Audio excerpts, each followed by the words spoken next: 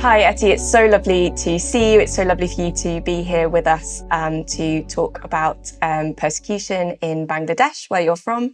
So my first question is, what kinds of persecution are Christian women experiencing in Bangladesh? Oh, thank you, Rebecca, because this is an opportunity to just come to you and talk to. Because in general, if you talk about the persecution of particularly for women, I need to give you a little bit of the background of general setup of the women in my country, Bangladesh. Generally, women are vulnerable there. And don't consider with the city women or who are the fortunate in many ways, but in generally, I'm talking about the countrysides and others. A majority of our women are vulnerable in social setup. This is our social norms kind of thing. And when persecution comes, talking about the narrowing down to Christian women, especially the converted ones from the Islam, they are most vulnerable. And they're most vulnerable, and also their persecution when it comes is like double portion of persecution to them. These persecution drivers are community and family. So mainly they face discrimination, restrictions, isolations, mocking, bullying, and their persecution is more of emotional than physical. Physical also they encounter physical abuse, but emotional abuse is the most. Thank you. So these women need emotional support, they need practical support. How are you ministering to them? Yeah, this is good to that you are asking. Their need is huge. They are not very privileged to go for the different trainings and different because social setup is not like that. It's men are more privileged. But for us, we are supporting women for with the discipleship program, persecution preparedness training, and also women conferences, and also one-to-one coaching, visiting, and also we do for their children also, because for the children we moms get, I'm a mom, moms get very how to say, very happy or comforted when their children also taken care of, because children are also facing lots of persecution and pressure. That's what we are doing. Actually, it's not only for the child, it's just a comforting support for the parents as well, especially the mom. So we are doing discipleship training, persecution preparedness training, socioeconomic development program among them.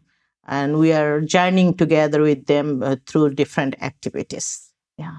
That's amazing. Thank you. So what kinds of transformation and change are you seeing in the women that you minister to?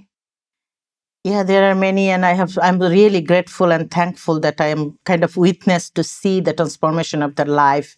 Like one of the sisters, I don't like to mention her name. She is a widow. She lost her husband when she was very young, and she started with us and the discipleship program we call Anonna, and she was one of the participants from the first batch. And when she came to the program, I realized she's like a kind of our Samaritan woman. But I have seen that how Lord helped her to change her life, because people are labeled her actually in something like quote quote bad ones. But now she is like blooming. Uh, she's blooming for Jesus. She has gone through the training. She finished that whole training course. Now it's been more than 5 years. She's replicating same training to different her neighboring areas. And through her, there are many other women also gone through that training. So I'm so grateful. And yes, it's not only her, many of them are changing their life. And even some of this is widow one, but some of the husbands they will be saying, we are so thankful that you gave opportunity for our wives to just go through this training, and we can see the change in their behavior, changes how they communicate with our children, how they communicate with us as husband. So we are grateful. And those statements actually very powerful and encouraging for me, and that to continue and do more and give my best to do that. That's so wonderful. Thank you. It's so amazing as well to see the chain reaction of ministry, how one woman is supported and then goes on to help other women as well. That's amazing. So thank you. Finally, how can we be praying for you? How can we be praying for your ministry? And how can we be praying for persecuted Christian women in Bangladesh? Yes, please do continue to pray for the persecuted sisters over there in my country, and also pray for our key leaders, women leaders who are facilitating the discipleship training all over the country. Because I remember I started with 5 women, and now more than like 1,500 women all over the country, they are gone through this discipleship training, and we have seen the transformation and how passionately they started to play the role what God has given to them as a child of God, as a wife, as a mother of a child.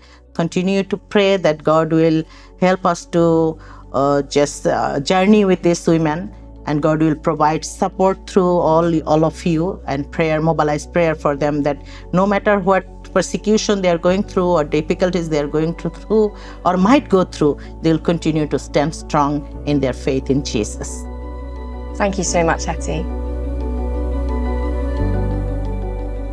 Praise God for Etty's faithful ministry over many years, and for the incredible growth she's seen as the programme has now touched 1,500 women. Please pray that God will continue to use the training programmes to enable Christian women in Bangladesh to develop a faith built on secure foundations that will stay strong even in the face of persecution. Pray especially for Christian women who've converted from Islam, who are most vulnerable to discrimination, mocking and hostility from their families and neighbours.